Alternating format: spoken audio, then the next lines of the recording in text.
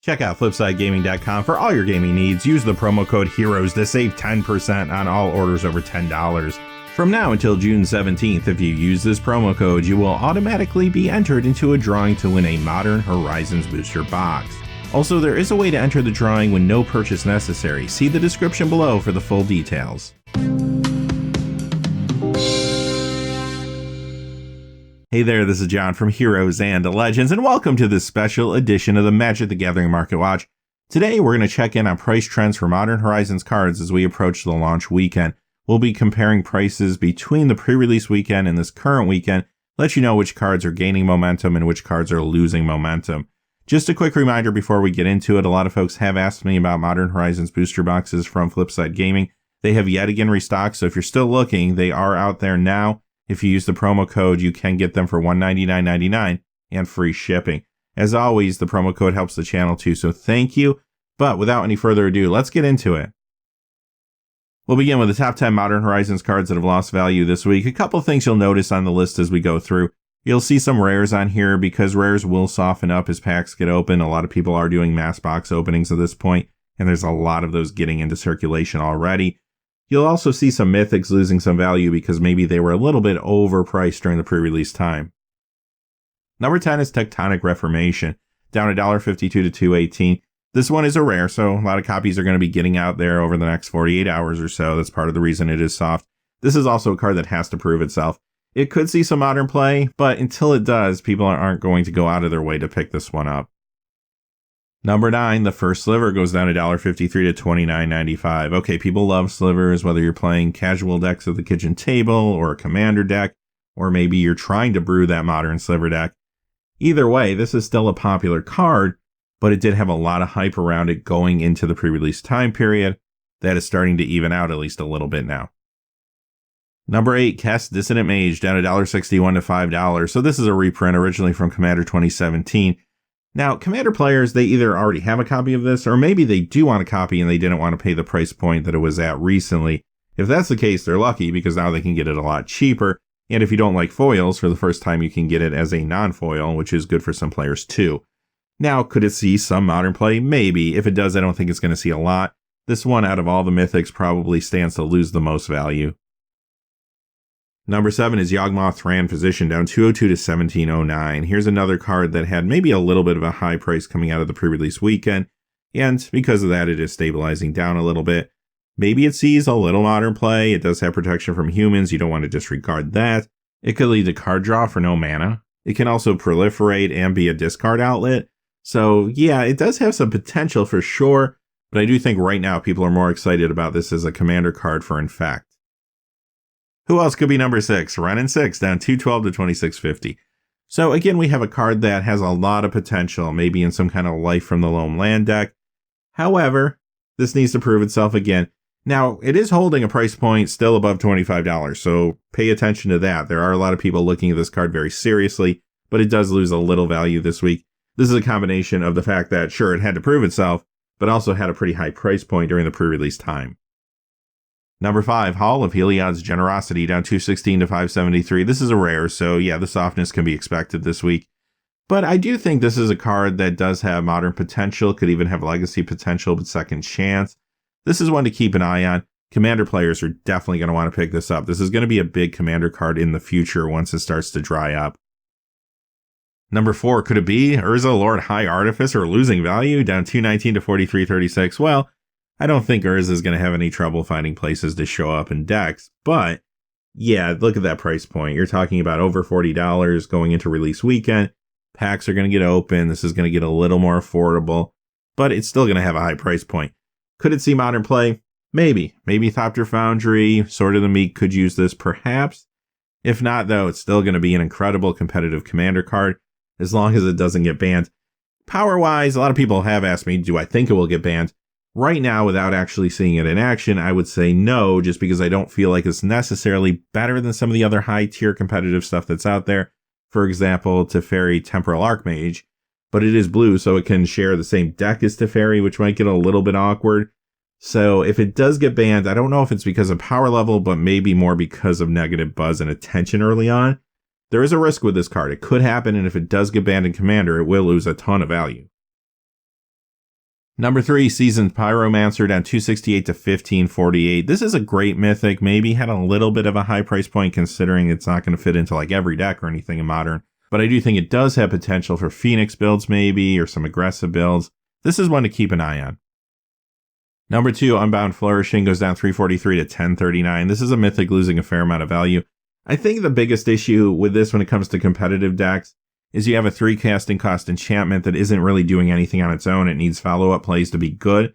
Some of those follow-up plays could be amazing, but I don't know if that's consistent enough for Modern, for example. Commander, though, this will be a lot of fun. Play this with Hydras, play this with the Genesis Wave family of spells, play this with Helix Pinnacle. Yeah, there's a lot of fun things to do with it there. Number 1 is Echo of Eons, down 529 to 1772. Not too surprising, just because this is a mythic rare that had a pretty high price point considering the fact that it's kind of a role player. This isn't a card you throw 4 of in every blue deck, it just doesn't work that way. Modern, it might not see a ton of play, it will show up in Storm decks, it will probably show up in the Narset deck if that deck can really start to take off, and there are some new elements coming from the set that will help it. But outside of Modern, this also has potential in Legacy, maybe even Vintage, because of the interaction with not only Narset there, but Lion's Eye Diamond. Crack the diamond, 3 blue mana, discard this out of your hand, take that 3 mana to go ahead and play the card with the flashback cost. If you have Narset out, you're having a pretty good day, right? So this is one to keep an eye on long term for sure. When it comes to Legacy and Vintage, it does have to prove itself.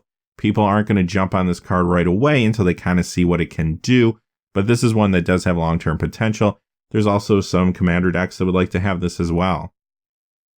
All right, let's move on to the top 10 Modern Horizons cards that gained value this week. Number 10 is an uncommon generous gift of 20 cents to $1.19. Not a huge increase here, but percentage-wise, it's not bad. Now, a lot of people are thinking about trying this out in sideboards to deal with a lot of different issues you could come across in Modern. It does destroy target permanent. It does not exile it, so it's not going to solve all your problems, like Phoenix, for example, but it could help you out in some cases for sure. Number 9 is Hex Drinker, up 49 cents to $8.62. This is a mythic that had kind of a low price point during the pre-release time, and I think it's because level up is just not that exciting of a mechanic for a lot of people. Personally, I don't like to throw all my eggs into one basket. Now, this is trying to mitigate that by giving you protection as you do it. Protection from instants, then eventually becomes protection from everything. Now, if I have the 9 mana to throw into this, even if it is over the course of a few turns, then it is a pretty durable, unblockable creature that can protect me against a lot of things coming at me on the ground as well. So that's nice, but if there's a board sweep that occurs, I just put a lot of mana into this thing for really nothing, and that's not going to feel great. I'm not completely sold on this card, but it's definitely worth testing. Number 8 is Scallop, up 60 cents to $1.48. Here's an uncommon that is moving quite a bit percentage-wise, and that's because this is going to be really good in the Infect deck. Infect players are already trying to pick this up. Could be good in Hexproof too. Number 7, Icefang Kotal. This goes up 79 cents to $2.98, kind of the snow version of Baleful Strix, which is a very good card. However, to get the Death Touch, the full value, you do have to jump through some hoops. With that being said, could there be a snow deck in Modern with the cards we're getting from Modern Horizons? I actually think it's possible, maybe a long shot. I do think it would have to be a 3 or 4 color deck. It's going to lean pretty heavy on snow basics, but there is a card we're going to talk about in a few minutes that could make it plausible. Number 6 is Force of Vigor, up $1.42 to $5.50. I was surprised this card wasn't worth a little more over the last couple weeks, but it looks like people are catching on now. This is a rare, granted, but it's going to be very popular as a sideboard card, not only in Modern, but also Vintage and Legacy potentially. The thing is, we know how good artifact decks have been recently, or colorless decks in general. This does at least slow down Karn decks. Also, it's good against Blood Moon, which is another potential threat out there for a number of different builds. This is one to watch long term. If it doesn't get reprinted like in the next couple years, this might be an expensive rare. Number 5, Sunbaked Canyon goes up $1.86 to $19.42. So all of these Horizons / Canopy lands, whatever you want to call them, they have been going up. They've been popular. This is the only one that makes the list today because the other 4 have evened out a little bit this week. But the reason this one is still moving up is because it's Boros colors. That's the color combination everybody ignores. So it's kind of catching up to the others. Number 4, Altar of Dementia, goes up $3.31 to $6.39. This has been a good commander card in the past. There's a little excitement around it this week, though, and you see that definitely reflected in the price jump here because of its performance on Magic Online recently in the Bridgevine decks. Bridgevine was a dredge deck that was popular not too long ago, but kind of got eclipsed by the Creeping Chill variant of dredge, which you probably see more often now when you play Modern. However, this card, as well as another card we're going to look at, is pushing that deck. Number 3, Prismatic Vista. This is a rare going up 457 to 2429, not playing around. Now, like I said, it is a rare, so adjust expectations here. A lot of copies are going to be open this weekend. It's going to be getting out there into the wild. I would expect to see some retraction, but the reason it is holding such a price point right now is because this is a card that can fit into numerous decks. And I'm not even just talking about Modern. This could also fit into decks in other competitive formats. Commander players will want copies of this as well. And this is the card I was alluding to earlier when I mentioned that there is a card that could make the snow deck possible in Modern. And that's because this is a fast way to search up the snow basic lands.